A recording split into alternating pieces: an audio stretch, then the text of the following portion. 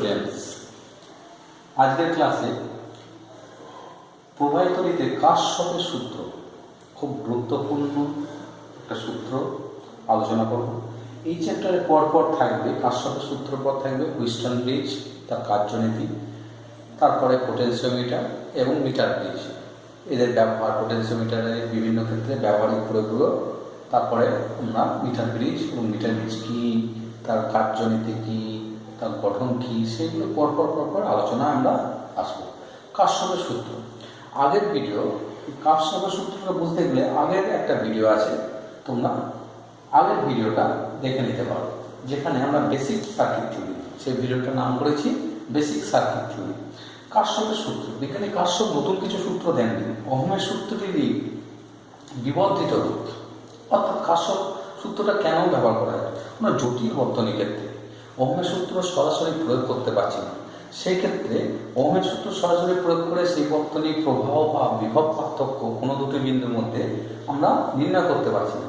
তখন বিজ্ঞানী কাশ্যপ দুটো সূত্র দিয়েছেন, সেই সূত্র দুটো দিয়ে আমরা সেই ধরনের বর্তনীকে আমরা সমাধান করতে পারবো। তাহলে এমন কিছু নয়, কাশ্যপ সূত্র ওহমের সূত্রের কি পরিবর্তিত, মডিফাইড ফর্ম, সেটা নিয়ে আলোচনা করবো। কাশ্যপের দুটো সূত্র আছে। প্রথম সূত্রটা কি আগে দেখি, তারপর সূত্রটা বলবো। ধরুন যে কোনো একটা বর্তনী, কোনো একটা অংশ, ধরুন এটা একটা বর্তনী, এর মধ্যে দিয়ে প্রবাহ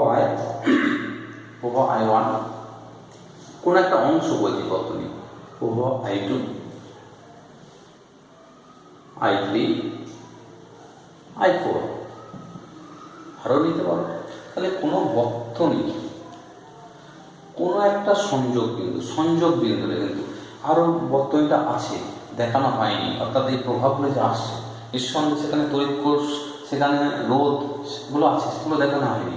চারটে তার এসে কোনো বর্তনীর কোনো সংযোগ বিন্দু, এটা কি, ও বিন্দুটা হচ্ছে জাংশন পয়েন্ট বা সংযোগ বিন্দু। এই সংযোগ বিন্দু তাহলে দুইয়ের বেশি, দুটো হলেও সংযোগ বিন্দু হতে পারে প্রবাহের দিক থেকে, দুইয়ের বেশি পরিবাহী এসে যদি কোনো বিন্দুতে মিলিত হয় তাহলে সেইটাকে সংযোগ বিন্দু বলবো। এক্ষেত্রে দেখো চারটে তার এসে মিলিত হয়েছে, অর্থাৎ 3টে 4টে 5টা মিলিত হতে পারে। এই সংযোগ বিন্দুর ক্ষেত্রে কাশ্যপ সাহেব কি বললেন? কাশ্যপ সাহেব বললেন কোনো সংযোগ বিন্দুতে তড়িৎ প্রবাহগুলি বীজগাণিতিক যোগফল 0। ব্যাপারটা কি দেখে না, সংযোগ বিন্দু কটা প্রবাহ আসছে? দুটো প্রবাহ আসছে আর দুটো প্রবাহ বেরিয়ে যাচ্ছে। এই প্রবাহের যোগফল, বীজগাণিতিক যোগফল মানে প্রবাহ যদি প্লাস, অর্থাৎ ইন করলে জাংশনের দিকে ইন করছে, ইন করলে যদি প্লাস হয় আর আউট হলে যদি মাইনাস ধরা হয়, তাই তো হয়। তাহলে প্রবাহ দেখো, তোমরা পড়েছিলে তড়িৎ প্রবাহ কি রাশি? স্কেলার রাশি। স্কেলার রাশি নয়, দিক ম্যাটার করে, এটা একটা টেন্সর কোয়ান্টিটি। সেই জন্য ইনকে প্লাস ধরছি, আউটকে মাইনাস। উল্টো ধরলে কি হবে না? অবশ্যই হবে। তবে তড়িৎ উৎসে যাচ্ছে, অর্থাৎ প্লাস, তাহলে প্লাস মাইনাস। তাহলে খেয়াল করো, এই জাংশনে I1 ঢুকছে, I2 ঢুকছে, তাহলে I1 plus I2, I1 plus I2, কে বেরোচ্ছে? I3 বেরোচ্ছে আর I4 বেরোচ্ছে। তাহলে বেরিয়ে যাওয়া কিন্তু মাইনাস ধরতে পারি, মাইনাস I3 মাইনাস I4, এইগুলোর যোগফল কত? 0। এগুলোর যোগফল কত? 0। এটাই হচ্ছে কাশ্যপের প্রথম সূত্র। তবে কাশ্যপের প্রথম সূত্রটা কি? কোনো তড়িৎ বর্তনীর কোনো সংযোগ বিন্দুতে মোট প্রবাহের বীজগাণিতিক যোগফল, মোট প্রবাহ কটা আছে? 4টি। বীজগাণিতিক যোগফল মানে যদি ইন করে সেই বিন্দুতে তাহলে তাকে প্লাস হচ্ছে, আউট হলে মাইনাস হচ্ছে। কোনো প্রয়োজন নাই, তুমি যেটা ভালো ভাববে সেটাই করতে পারো। অর্থাৎ I1 plus I2 minus I3 minus R equals to 0। এটা হচ্ছে কাশ্যপের প্রথম সূত্রের প্রথম সূত্র। তার সূত্রটা কি? কোনো তড়িৎ বর্তনী কোনো সংযোগ বিন্দুতে মানে জাংশন পয়েন্টে তড়িৎ প্রবাহগুলি বীজগাণিতিক যোগফল 0। এটা ম্যাথমেটিক্যাল এক্সপ্রেশন। এই ভাষাটা তোমার ম্যাথের, অর্থাৎ তুমি যদি লজিকটা, কনসেপ্টটা ঠিকঠাক, লজিকটা ঠিক রাখো, তুমি তোমার ভাষা নিজের ভাষাতে সূত্রটাও লিখতে পারো। এবার দেখো, এটা পেলাম কাশ্যপের প্রথম সূত্রে গাণিতিক রূপ। এবার এই রূপটা ব্যাখ্যা করব। ধর নাও এই যে প্রভাবগুলো ঢুকছে বা বেরোচ্ছে, সব প্রভাবগুলো টি টাইম, আমি টি টাইম ধরে দেখলাম, টি টাইম অর্থাৎ আমি 0 থেকে শুরু করে টি টাইম পর্যন্ত দেখলাম যে এখানে 5 অ্যাম্পিয়ার করে এখানে ঢুকছে, এরা বেরোচ্ছে। তাহলে টি টাইমে কত ঢুকেছে? I1, এখানে কত ঢুকেছে? I2। আচ্ছা, তড়িৎ প্রবাহ কি আধান প্রবাহের হার? তাহলে আমরা লিখতে পারি I1 সমান কি, মনে করি এর মধ্যে দিয়ে Q1 পরিমাণ আধান গেছে, তাহলে Q1 আধান গেছে, তাহলে এর মধ্যে দিয়ে Q1 আধান গেছে, তাহলে I1 কে কি লিখতে পারি? Q1/T। I সমান কি? তড়িৎ আধানের প্রবাহের হার, তড়িৎ আধান প্রবাহের হার। I1 যদি Q1/T প্লাস এটাও প্রবেশ করেছে কত? I2 Q2/T। ওকে, মাইনাস এইটাতে এই I3, মনে ধরো এদের Q3 আধান প্রবাহিত হয়েছে, এটা Q1, এটা Q2, এটা Q4। I3 মিন্স কি? T সময় কত আধান বেরিয়ে গিয়েছে? Q3, তাহলে তড়িৎ প্রবাহ কত? Q3/T minus Q4/T equals to 0। তাহলে এখান থেকে কি পেতে পারি? Q1 plus Q2 minus Q3 minus Q4 equals to 0। তাহলে ওই সংযোগ বিন্দুতে মোট আধান কত আছে? মোট আধান কত আছে? 0। তা যে পরিমাণ আধান এসেছে সেই পরিমাণ আধান কি প্রবাহিত হয়েছে, আধান ঢুকেছে, আধান প্রবাহিত হয়েছে। মোট আধান কত? বিন্দুতে 0। তাহলে এটা কোন আধানের সংরক্ষণ? তাহলে কাশ্যপের প্রথম সূত্রকে কি বলবো? আধানের সংরক্ষণ সূত্র। আধানের সংরক্ষণ হয়, সংরক্ষণ, আধানের সংরক্ষণ সূত্র হচ্ছে কাশ্যপের প্রথম সূত্র। তাহলে কাশ্যপের প্রথম সূত্রকে কতগুলো নাম দেওয়া হয়? 1 নম্বর, এটাকে বলা হয় কাশ্যপ কারেন্ট ল। বুঝছো? কাশ্যপ কারেন্ট ল মানে KCL, কাশ্যপ কারেন্ট ল, কাশ্যপ জাংশন ল অর্থাৎ সংযোগ ল, বা প্রবাহের সূত্র, কাশ্যপের প্রবাহের সূত্র। ওকে, কাশ্যপ কারেন্ট ল বা এটা জাংশন ল বলা হয়, জাংশন ল, বা বাংলায় বললে কাশ্যপের তড়িৎ প্রবাহের সূত্র। এটা পেলাম যেটা আধানকে সংরক্ষণ করে, অর্থাৎ আধান সংরক্ষণের উপর ভিত্তি করে কাশ্যপের কারেন্ট ল আমরা এস্টাবলিশ করব। পরেরটা অর্থাৎ কাশ্যপের দ্বিতীয় সূত্রটা আলোচনা করব।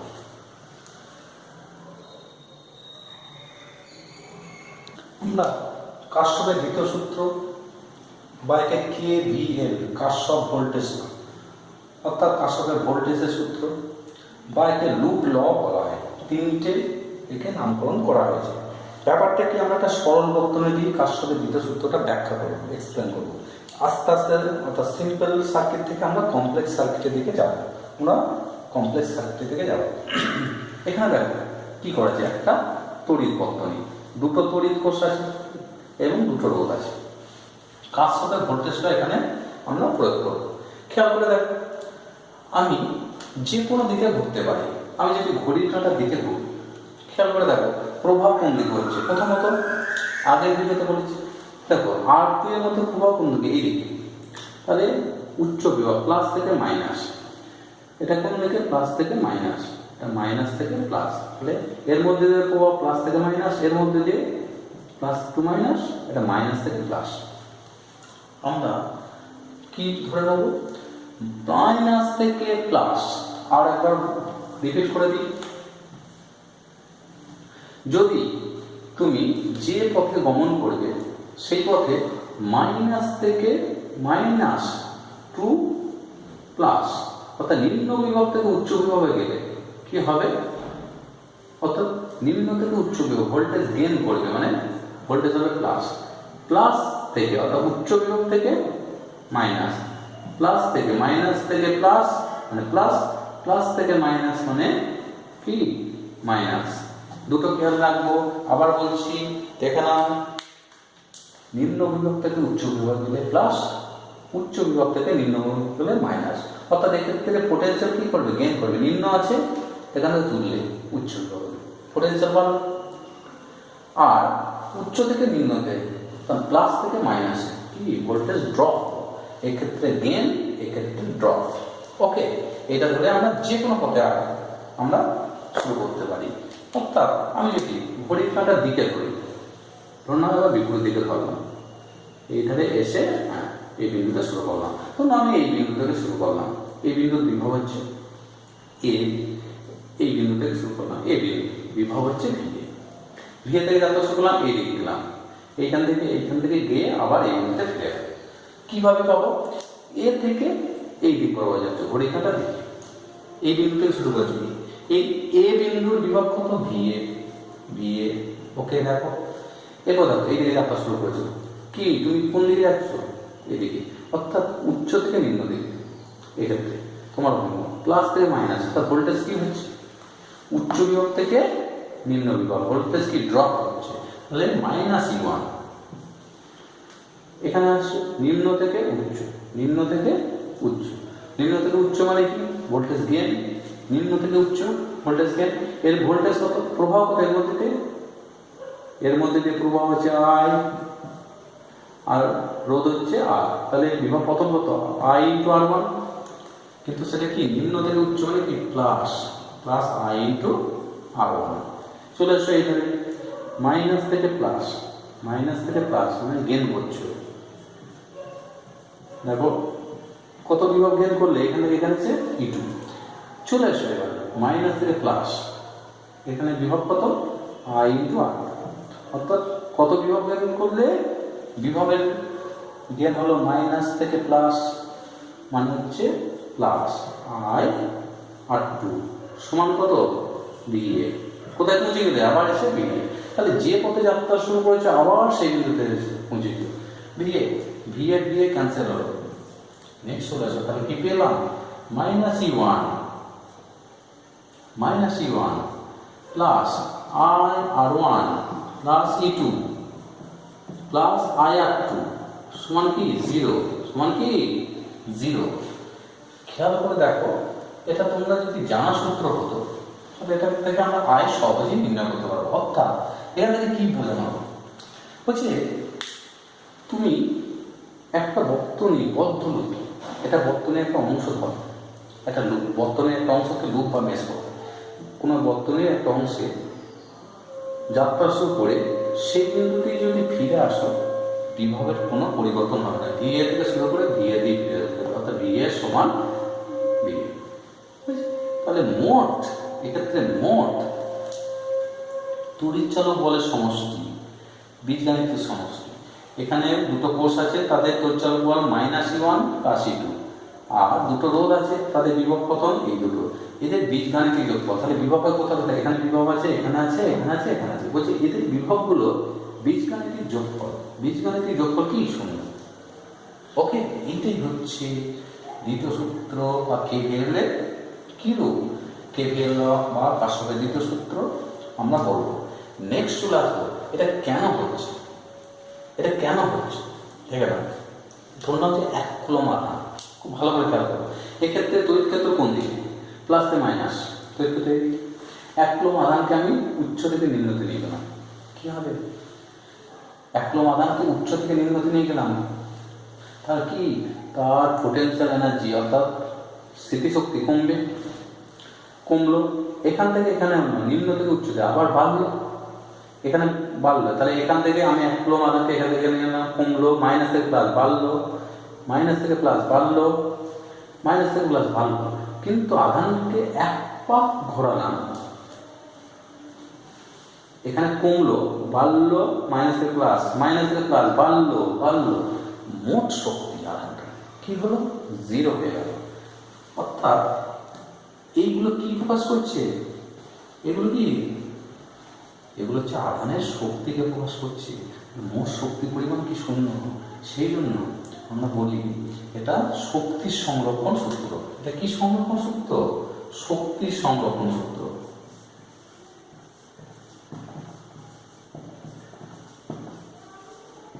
শক্তির সংরক্ষণ সূত্র আধান কারশফের দ্বিতীয় সূত্রকে কি বলা হয়? শক্তির সংরক্ষণ সূত্র। কেন শক্তির সংরক্ষণ সূত্র? আরেকবার করি, খেয়াল করে দেখো। 1 কুলম্ব আধানকে আমি এই দিক বরাবর ঘুরিয়ে আনলাম, মাইনাস থেকে প্লাস থেকে মাইনাস, আধানটা কি হলো? উচ্চ থেকে নিম্ন, মানে শক্তি কমলো।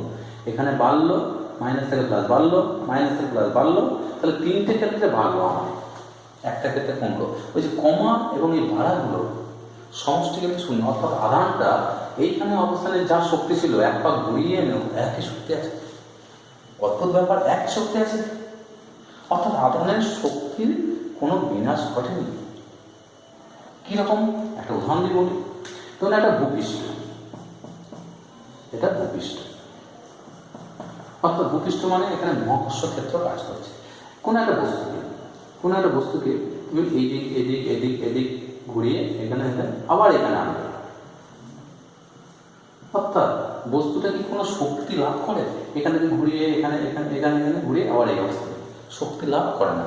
একটা বস্তুকে ভূপৃষ্ঠ থেকে ঘুরিয়ে ঘুরিয়ে ঘুরিয়ে ঘুরিয়ে আবার সেই বিন্দুতে আনবে, বস্তুটার কোনো শক্তি জ্ঞান হয় না।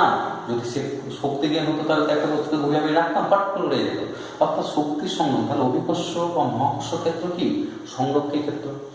সেই সংরক্ষী ক্ষেত্রে একক ঘরে কোনো বস্তুকে বা কোনো বস্তুকে এক পাক, যে কোনো পথ, ইন্ডিপেন্ডেন্ট অফ পাথ, যে কোনো পথে ঘুরিয়ে আবার সেই বিন্দুতে আনতে কোনো কৃতকার্যের মান কত? শূন্য। কৃতকার্যের মান শূন্য হওয়ার অর্থ হচ্ছে বস্তুটা কোনো শক্তি লাভ করে না। ঠিক এক কুলম আধানকে এই পাকে ঘুরিয়ে আনলেও কোনো শক্তি লাভ করে না।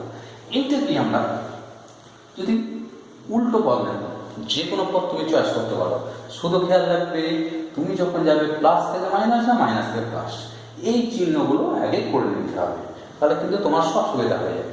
প্রথম একটা অসুবিধা হবে, কিন্তু অসুবিধা হবে না, তারপরে দেখবে যে এই প্রক্রিয়াটা সব থেকে সরল। অনেক জায়গায় অনেক ব্যাখ্যা দেয় ঘড়ি কাটার দিকে বিপরীত দিকে, না, আসল হচ্ছে এইটা। তুমি যদি উচ্চ থেকে নিম্নতে একটা আধানকে নিয়ে যাও, তার শক্তি লস হবে।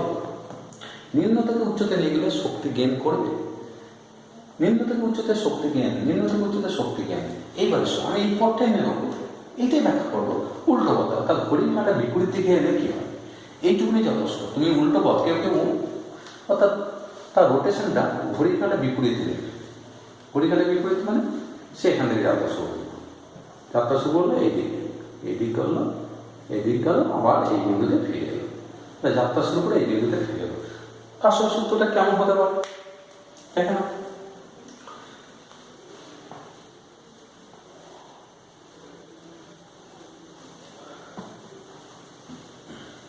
দেখো আসল সূত্রটা কি হতে পারে, আমি এই দিক থেকে যাত্রা শুরু করি, অর্থাৎ এই বিন্দু থেকে যাত্রা শুরু করি। তুমি এই বিন্দু বিভব ভিয়ে ধরেছি, কে বলেছে ভিয়ে ধরতে হবে? আমি শূন্যও ধরতে পারি, শূন্য আছে, তাহলে এখান থেকে এখানে কি মাইনাস হলো, শূন্য থেকে মাইনাস বিয়োগ করলে কি হবে?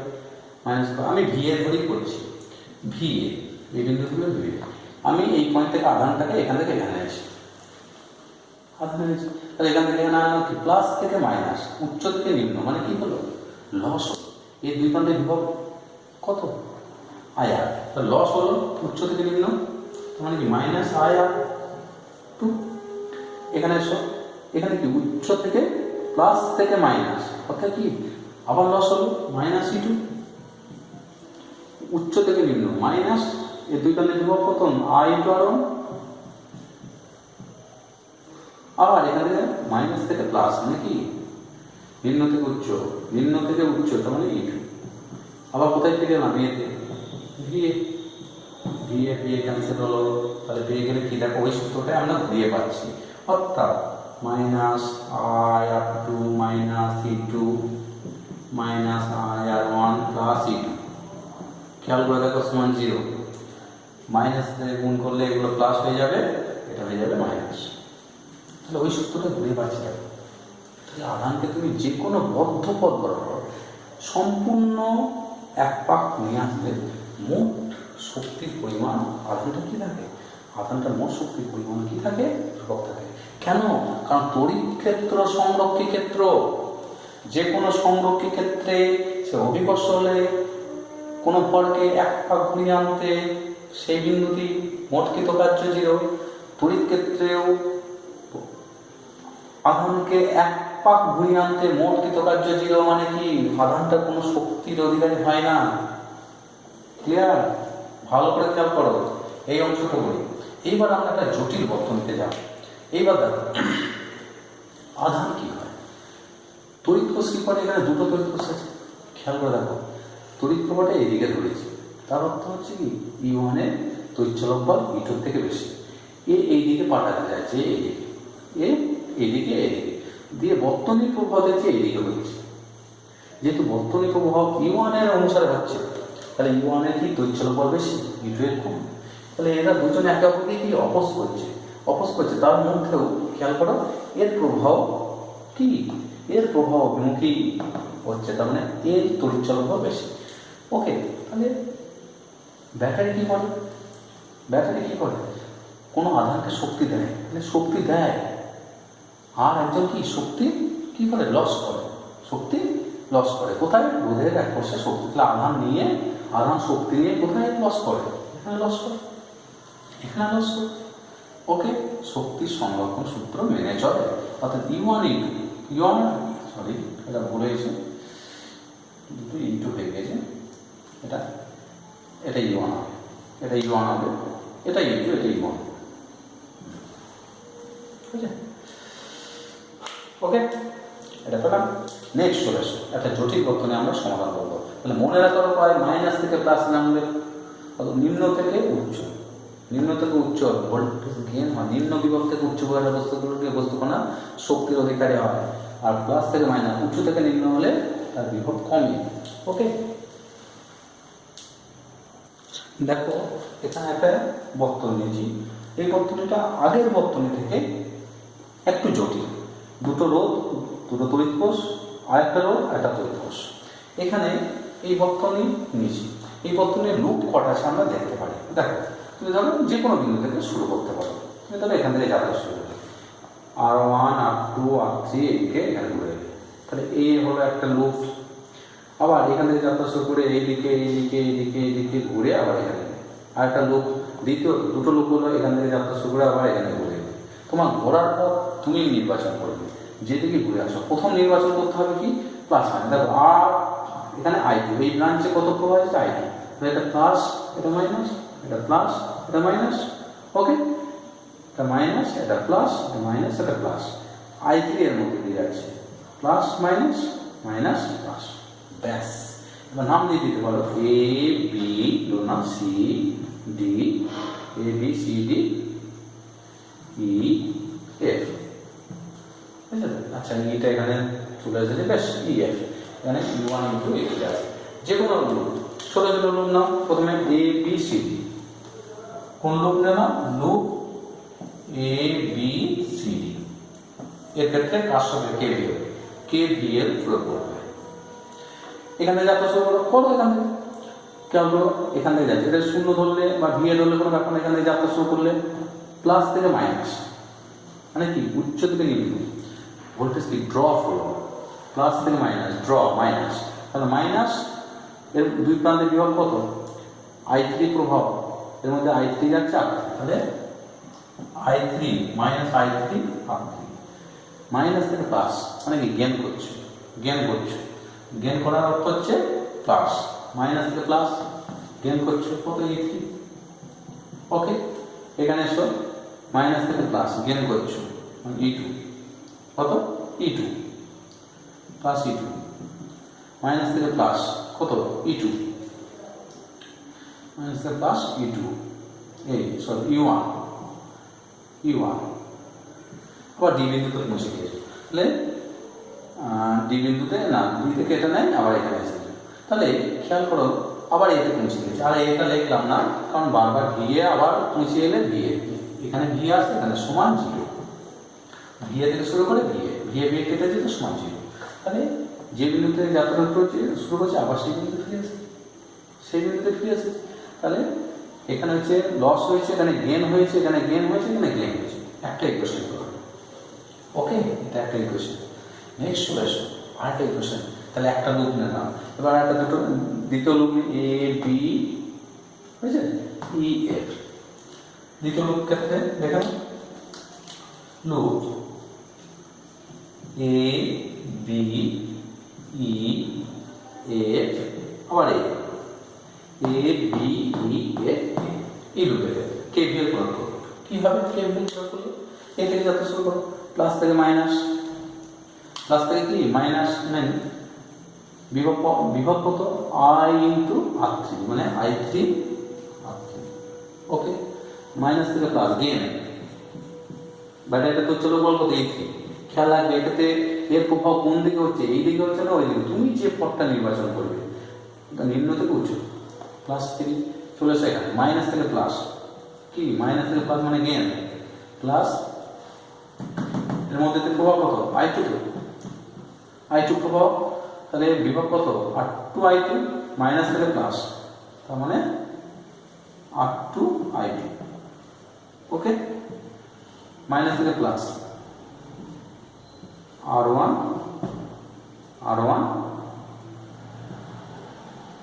I2 এই দ্বারা আর কিছু নেই এই তো পৌঁছে গেল সমান 0 দুটো ইকুয়েশন একটা দুটো 3 নম্বর লুপ আর একটা ডি বিন্দুতে জাংশন ল প্রয়োগ করতে পারি জাংশন ল প্রয়োগ করতে পারি জাংশন ল প্রয়োগ করে I1 প্লাস I2 ঠিক তো ডি বিন্দুতে জাংশন ল আর একটা লুপ দেখি DCEF লুপ নাম কি DCEF এই লুপের ক্ষেত্রে কার সাথে দ্বিতীয় সূত্র DCEF দিয়ে থেকে শুরু করো মাইনাস থেকে প্লাস থেকে মাইনাস কি উচ্চ থেকে নিম্ন কি মাইনাস E1 উচ্চ থেকে নিম্ন মাইনাস E2 এখানে আসো মাইনাস থেকে প্লাস মানে গেইন করছো কত বিভব হবে কত I2 ইনটু R2 এখানে কি মাইনাস থেকে প্লাস গেইন করছো নিম্ন থেকে উচ্চ গেইন করছো মানে হবে I2 R1 0 তারপর তিনটি ইকুয়েশন পেলাম এক নাম্বার এটা দুটো এই ইকুয়েশনগুলো সলভ করা তাহলেই তুমি I1 I2 I3 পেয়ে যাবে আর একটা ডি বিন্দুতে জাংশন ল জাংশন খেয়াল করে দেখো জাংশন ল I1 ইন করছে এই জাংশনে কি I1 ঢুকছে I3 এবং I2 বেরিয়ে যাচ্ছে তাহলে ডি বিন্দুটা একটা ডি বিন্দু KCL কারশফের প্রথম সূত্র KCL কারশফ কারেন্ট ল প্রয়োগ করলে কি হবে I1 সমান I1 ইন করলে plus I1 minus I2 minus I2 minus I3 minus I2 minus I3 equals to 0 ব্যাস তুমি চারটি ইকুয়েশন পেয়ে গেছো এখান থেকে I1 I2 I3 যেহেতু তিনটা আননোন কোয়ান্টিটি আছে I1 I2 I3 বাকিগুলো বলে দেওয়া আছে R1 R2 E1 E2 E3 বলে দেওয়া আছে বিভিন্ন ব্রাঞ্চের কারেন্ট কত তোমাকে I1 I2 যদি নির্ণয় করতে বলে এই তিনটে ইকুয়েশন থেকে তুমি নির্ণয় করে নিতে পারবে আরেকটা ইকুয়েশন আমরা পেয়ে গেলাম I1 মাইনাস I2 I3 দুটো লুপ অর্থাৎ KVL একটা KCL প্রয়োগ করেও হয়ে যাবে সব ওকে এটা গেল সার্বিক বর্তনী তোমরা খেয়াল করে দেখো এখানে একটা বর্তনী নিচ্ছি যার দুটো তড়িৎ কোষ আছে E1 E2 এবং দুটো রোধ R1 R2 আছে বর্তনী প্রবাহ I এইদিকে হচ্ছে অর্থাৎ E1 এর তড়িৎচালক বল বেশি এটা আমরা দেখি বুঝতে পারছি এই বর্তনীতে প্রবাহ কারশফে KVL প্রয়োগ করে নির্ণয় করো এবং তাহলে তোমাকে কি ফাইন্ড আউট করতে হবে এই বর্তনী থেকে I সমান কত একটা প্রশ্ন আর VA মাইনাস BB সমান কত ভালো প্রশ্ন VA মাইনাস BB সমান কত এই দুটো প্রশ্ন তোমাদের সলভ করতে হবে খেয়াল করে দেখো আমি যদি এই বিন্দু থেকে যাত্রা শুরু করি এই বিন্দু থেকে যাত্রা শুরু করে এইদিকে গেলাম তাহলে দেখো এটা প্লাস মাইনাস প্রভাব কোন দিকে দিতে plus minus plus minus minus plus খেয়াল করো এইদিকে যাচ্ছি VA এই বিন্দু থেকে যাচ্ছে VA মাইনাস প্লাস থেকে মাইনাস মানে কি পতন হচ্ছে E2 প্লাস থেকে মাইনাস পতন হচ্ছে কত বিভব পতন কত R2 ইনটু I এখান থেকে এখানে প্লাস থেকে মাইনাস পতন হচ্ছে R1 ইনটু I গেইন হচ্ছে E1 প্লাস E1 সমান কত সমান VA ক্যান্সেল হলো তাহলে এখান থেকে দেখো আর I পেয়ে যাবে তোমরা সলভ করে নেবে I সমান পেয়ে যাবে E1 ওর জায়গায় গেল I পেয়ে যাবে E1 minus E2 by R1 plus R2 এটা তোমরা সহজেই পাবে R1 প্লাস R2 দেখে নাও খেয়াল করো A এবং B এর মধ্যে বিভব পার্থক্য এখানে শুরু করছে অর্থাৎ VA এই বিন্দু বিভব VA এখানে গিয়েছি প্লাস থেকে মাইনাস মানে কি লস হয়েছে হচ্ছে মাইনাস E2 প্লাস থেকে minus, minus I R two সমান ভিবি, ভিবি তো পৌঁছে গেছি, ভি এ মাইনাস ভিবি কত দেবো, V two plus I R two, I এর মান আগের কোশ্চেন থেকে পেয়েছি, পুট করে দিলাম, দিয়ে দেখো এটা পাবে, অর্থাৎ বিভব দুটো বিন্দুর মধ্যে বিভবের পার্থক্য, এই সমীকরণটা আমাদের খেয়াল রাখতে হবে। এই সমীকরণটা যদি খেয়াল রাখো, আই এর মান পুট করলে এটা পেয়ে যাবে। ওকে, তাহলে তোমরা কার সাথে প্রথম অঙ্ক দ্বিতীয় সূত্র পেয়ে গেলে, এরপরে আমরা কার সাথে 2-4টে অঙ্ক আমরা প্রয়োগ করবো এবং এরপর হুইস্টন ব্রিজ এবং হুইস্টন ব্রিজ সম্বন্ধে জানবো।